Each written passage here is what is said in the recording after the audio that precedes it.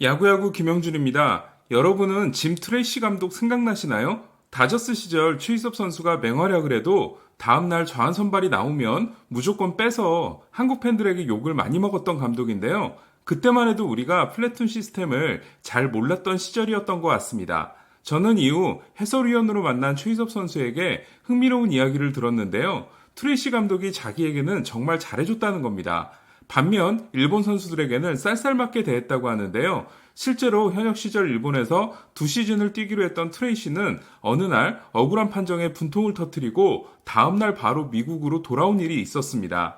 그래서였는지 트레이시는 당시 마이너리그 계약을 맺고 메이저리그에 도전했던 나카무라 노리히코에게 지도키도 기회를 주지 않게 됩니다. 일본 야구 역사상 16명밖에 나오지 않은 400홈런 타자 중 한 명인 나카무라는 그러고 보니 미국에서는 푸이그의 등번호인 66번, 일본에서는 류현진의 등번호인 99번을 달았습니다.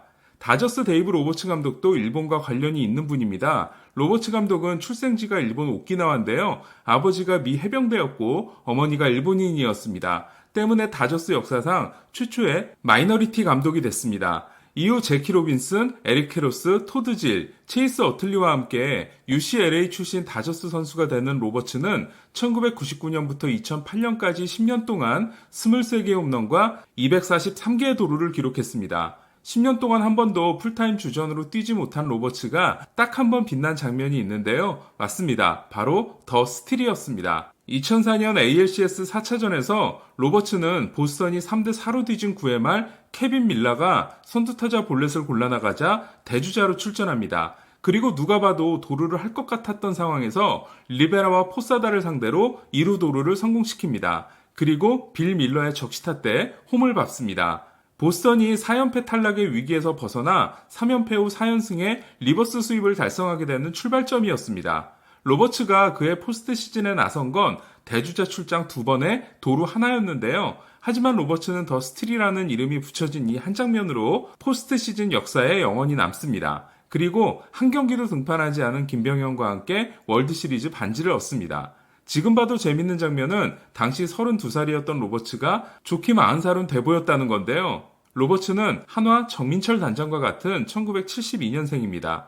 이렇게 원히트 원더, 아니 원스틸 원더를 남기고 2008 시즌에 은퇴한 로버츠는 2010년 호지킨 림프병을 진단받아 투병 생활을 합니다. 하지만 잘 이겨내고 2011년 버드 블랙이 감독으로 있는 샌디에고의 일루 코치가 되는데요. 일루 코치로 3년, 벤치 코치로 2년을 보내며 감독이 될 준비를 착실히 합니다.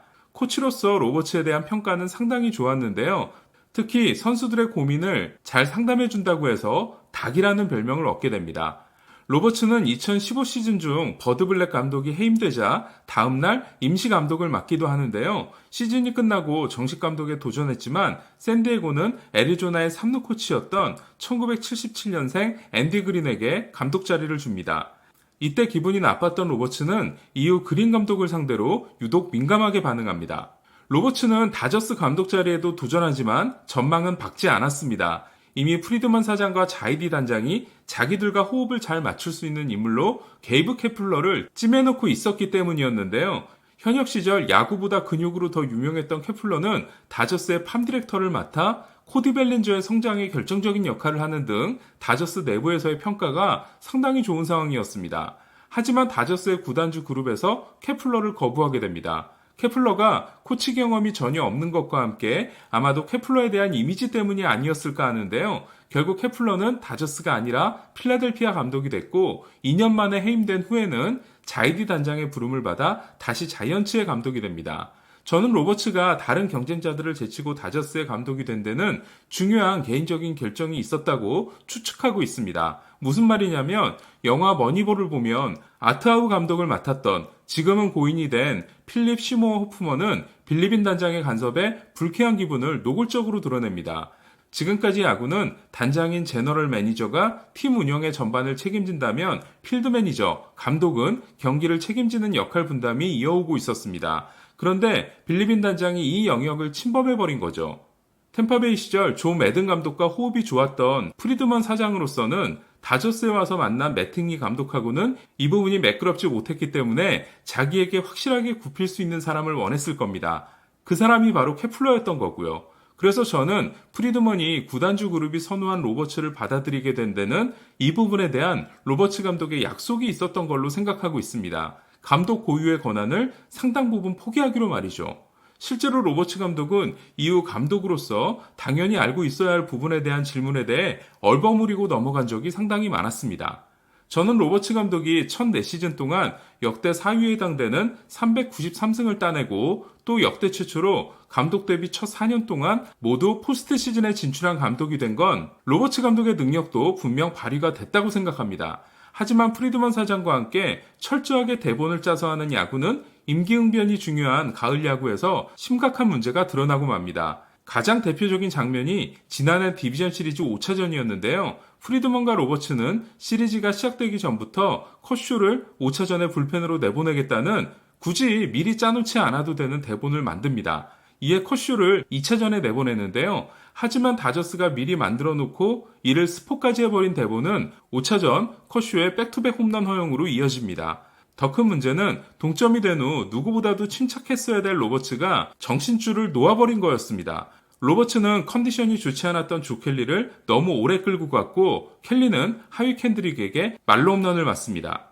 2018년 월드시리즈 때 로버츠 감독은 리치를 일찍 교체했다가 도널드 트럼프 대통령으로부터 욕을 먹게 되는데요. 이에 대해 로버츠 감독은 대통령이 우리 야구를 얼마나 보고 이런 이야기를 하는지 모르겠다는 말과 함께 본인은 교체하러 올라간 게 아니었는데 리치일이 공을 건네주는 바람에 엉겁결에 교체한 거라면서 억울하다는 이야기도 합니다. 참 모양 빠지는 장면이죠.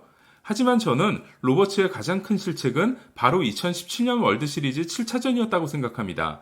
월드시리즈가 끝난 후 로버츠 감독은 휴스턴이 다르비슈의 티핑을 알고 있다는 걸 우리도 알고 있었다.